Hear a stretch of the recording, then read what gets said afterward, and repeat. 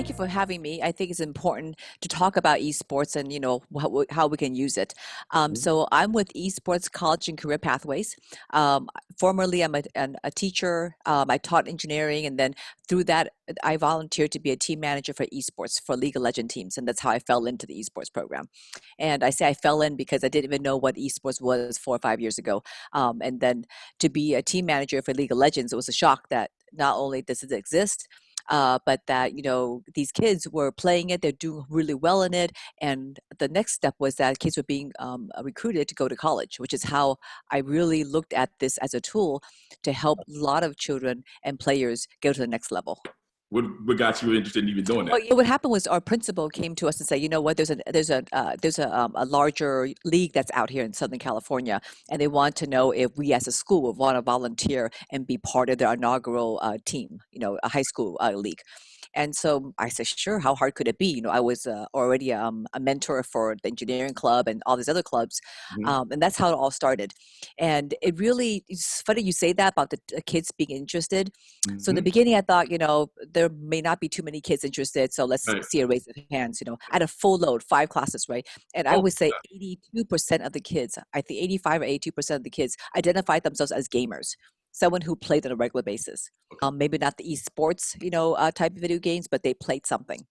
Because you knew nothing about video games. I'm assuming you weren't a video game head. How difficult was it to have for you to kind of arrange the teams and get all that together and the competition? Because there was a league that came to us, right? It was their first year. So it was kind of like the blind leading the blind. We didn't know what we was getting into. And to be honest with you, if I knew how much work it was, I probably would have been more hesitant, but I didn't know.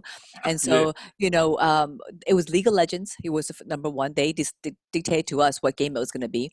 And Mhm. I held tryouts. And so, a lot of kids tried out. And then of the group that tried out, we formed a club because there's so many kids that were interested, couldn't be Mhm. on the team. So we had two teams at my current school that was at, and then I was also helping another school down the street, and they had a team as well. So we had three teams actually go that first year. Thing or not, it was Good. two things. One is besides the scholarship part, right? But before that, it really engaged a lot of students that we probably would not have had the ability to get to. Kids that were quiet, kids, who play video games, but they were not the jocks, they're not the music kids, they're not the arts kids. Right. And so, in particular, this one student, kind of figured out, I'm just going to finish school, right? I'm just going to get my high school diploma, and then I'm just going to go to community college. So why bother coming to class? And Mhm. so he made it on the team. He's one of our better players. And guess what? If he didn't come to school that day, he couldn't go to practice. And if he didn't go to Uh-huh. practice that day, he couldn't couldn't take he couldn't play in the game that week. And so that actually convinced him that he actually had to come to school. And well, he was already there. He might as well, finish his school year strong. And that resulted in him in getting actually a scholarship to go to college. And that completely changed his life. And you actually use the gaming and competition as a motivator for him to do better in the other areas of schooling. Absolutely. Yeah, Uh, it caught on fire, like suddenly he opened his eyes and go, "Oh, I want to go. I want to be there." And it wasn't even my fault, right? Those are the school rules. You don't come to school, you can't play.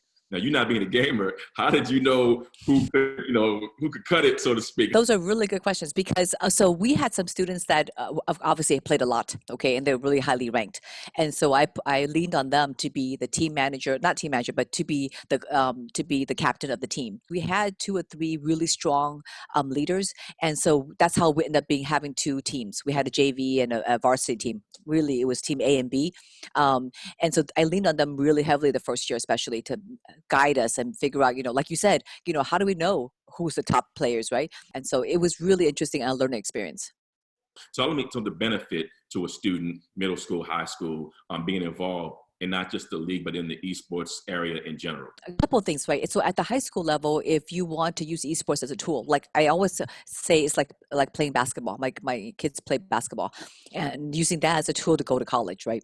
To either be on the team or get a scholarship to go to college, and even beyond that, even if it wasn't for getting a scholarship, just being part of a community and being part of a team in college. First year away from home, it's huge. It's a huge support system. I felt much better when my son was on a team and he went for college, because so then he automatically had a support system. He automatically had teammates and friends, and so I think it made that transition going to college a little easier. There are a lot of things that kids do at the high school level and of course college level to help set them up to learn skills and also to develop a career. Like for us, for example, Yeah. we do a lot of tournaments. The tournaments, we need casters, right? We need people to help us with graphics. We need people to help us manage the stream. And so, like for example, this weekend we're going to have a League of Legends Collegiate Combine series happening on Saturday and Sunday, Mhm. and we have two casters that we have to hire. We have to have a stream manager. We have to have 4 or 5 administrators for the tournament itself. And so it really gives students an ability to really hone their skills, learn, how it is to work, for example. And Mhm. also these skills are transferable, that they could get jobs after college by doing these things. Got you. So it's not just about actually playing the game and getting scholarships for that. They can actually learn other skills that transcend into other industries, IT, production, so on and so forth. Right. And so the number of kids, like, the number of kids who become the next LeBron James is not very many, right? But the next kid who can coach at a high school level or the college level, or, or be around basketball without being the player. Same Mhm. thing with esports, I say, we say, there are a lot of gamers out there that play casually and some take it very seriously. They can still be in and around esports without actually being the pro player. As far as these casting positions and tech positions and streaming, you did use some of your students to do those positions? I mean, we hire college and also even some high school students to help us for various parts of the process. What's the time commitment do you think that we have to go into if I want to assemble a team or two and start even at a small level, a small tournament? What would you say? That's a really good question, actually. So, I would say that if you had the team at the high school level, right, you have to do tryouts. That's a one-time thing. You get your team, you get some subs in, but practice is every week. And so when we had a team at a high school level, we practiced 2 to 3 times a week. Each session is about 2 hours or 2 to 3 hours, and then it's always a game that week as well. The game also, depending on the game, League of Legends is a longer game versus Rocket League, for example. So another 2 or 3 hours. And so I would say, as a teacher, as a mentor to the club or to the team, I would say it's probably a good, 9 hours, 8 to 9 hours probably on a weekly basis. And also as a team manager, I just managed to make sure that they knew when practices were, they were at practice. For me especially, I felt that very strongly that if possible, that they come into school to practice so they're in person. And I have ulterior motives for that because I think that one, I can teach them team building better in Right, person. right. And second, honestly, is that a lot less toxic, and you're a lot less free to say whatever's on your mind if you're in person with your buddy next to you, right? Especially when your teacher behind your back. And Right. so I try to do that as much as possible. And also, as a team manager and teacher, you don't have to coach the kids. If you belong to a league, usually the league will provide you a coach, and Mhm. that's a totally different job function. And so, I mean, I couldn't begin to teach them how to play League of Legends. Have you done the other side where it's virtual? Yes, we done a lot of practice sessions that way. And even tournaments we do online. Like for example, now with COVID, we do all our tournaments online, obviously, and it's fine. We stream them. We can see their play. We can have casters talk about the games as it progresses as well. Would you recommend any kind of like a turnkey or a system that they can kind of just get started? And so if they're kind of, I don't know where even to start. I don't want to, because you kind of, Catherine, you kind of had some help as far as they came to you, but is there something out there like that exists so they can at least hit the ground running? It really depends on what part of the country you're in. There are a lot of Okay. leagues in and out. Some states are really good at this, like Texas, for example, have Mhm. a really strong esports focus, and so a lot of the school systems in Texas have a league that they already belong to. So I think that the number one thing really is that I try to get my kids to either go to career or go to the college route, right? And so at college, when I first started this, we only had like League of Legends, Overwatch, some major, some games that were only played on PCs. And the PCs, game PC, truly to be on a gaming PC that makes you, competitive, we're talking about, $1,800 to $2,000. And Right. that's a huge hurdle for many families to be able to bear. And then some schools will have, depending on what neighborhood you live in and where you live, but some schools may or may not have a PC lab for you to practice as well. Mhm. But to be competitive, to be at the top of your game, you can't just play when the lab's open. You can't play, after Right. school, right? You're Yeah. going to have some access to at home. And so I am happy to see now that a lot of colleges have also switched. They're adding more games titles to their, to their teams, like Rocket League, like, Smash. So there are a lot of games now that you can play on a console or on a Switch, which is a lot less expensive than if you had to play on a PC. I still think that we don't do enough to get the word out. That a lot of parents don't are not aware. That you can still play and get a scholarship to go to college, and so that's what I spend a lot of my time doing every day is talking to parents and saying it's a real thing. And here are the games that most colleges will fill the roster for. And that if you aspire to have your child get a scholarship, that then I suggest you play these games. Quite frankly. I've heard that a lot of them, the games that they like to play, which is maybe like Madden, NBA 2K, right? Right. Why isn't the esports industry, from what you know, centered around those type of the games rather than just the PC games? Is there a reason for that? I think there's a couple of factors. One is that some of the games are the ones that are first person shooter games. I think they're also quite violent. And so, for example, you would never have those games at the high school level, right? And Mhm. so where do you find the bench to go to college? And they're going to have that game at the college level. I think that's one of the issues. And a lot of other things also is that I think it's also based on popularity. So if you have a huge support for it and a need and a lot of players are playing it, I think that's going to slowly change. Right. And esports is a team game. I mean, there are 1v1 games out there for esports as well, but by and large, you find that team games are the ones that esports are in the esports arena. As far as the scholarship route, right? How far in advance should you be, as far as training? Like, what's the skill level? I'm talking about the skill level. How many years they Right. want to see you being in tournaments, that sort of thing. When would you need to be starting to getting serious about it? And so usually kids get recruited around around junior, senior year, right? And right now the industry is still fairly young. And so there are a lot of colleges out there looking for players.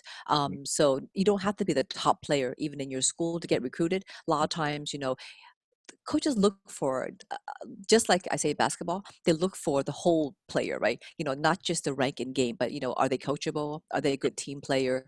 Is this someone that would fit into a team environment well? And because they would trade a person who's highly ranked and not coachable and difficult to work with over someone that's medium leveled but is a great team player any day. Got it. So there's not just the gaming component and the skill level with that. They also look at, I'm guessing, your tardiness and things of that nature of grades, what have you. Yes, absolutely. Grades, tardiness, how do they take criticism well? Are they able to work with their teammates? Or how dedicated are they to their craft? Because, you put your time in, you're going to get better, right? So, a hardworking person, who is not toxic, for example, who's good to their teammates as well as their coach in my opinion, win over every time. I've dealt with a lot of Title I schools and things of that nature. So what's the percentage now of those kids that are actually getting these scholarships? Is it low? Is it not a good look right now? Should we be doing a lot better as far as the ones that are actually receiving these scholarships in those type of communities and school districts? That's a really good question. So honestly, I think that school colleges, there's really not that route, and that's what the Esports College and Career Pathways was set out to do, right? That I want to provide that safe and supportive environment for kids to go from middle to high school to college. Mhm. Um, we work with 4 different colleges right now doing the college combine. They want to reach kids in underserved areas. They want to have a diverse team on their at their school. That's not. I think the need and the want is there. Is to reach. How do we find kids and how do they know about these scholarships? That's the hard part. What you're saying is that the barrier isn't the opportunities. It may be just the education on both the student and the parent end. Being aware. Right, right. And you and I are going to take care of that. Right. Absolutely. I'm telling you, that's why we're talking, right? Because That's right. we That's want to right. reach the right kids. The kids that could change your life. That's right. That's right. And I love what you're doing. I love your mission. I think it's needed, especially now, the climate we're in now. So that's awesome. So let's talk about esports career pathways and what's your goals for this? What are you doing this year? I know you have a lot of events coming up. And one of the things that we talk about education, right? Talking to people and letting them know what's happening. One of the things I feel very strongly about is showcasing people in the esports environment ecosystem that are doing great work every day. And so we just become partners with the NFL Alumni Association as well as ESTV In fact, we're going to make that announcement in the next couple of weeks. And together, the three orgs, we're going to be going forth and doing a docuseries on 12 different people within the esports ecosystem that are doing real work every day. They may not be the most popular or have the most followers, but they are changing the landscape of the environment for players every day.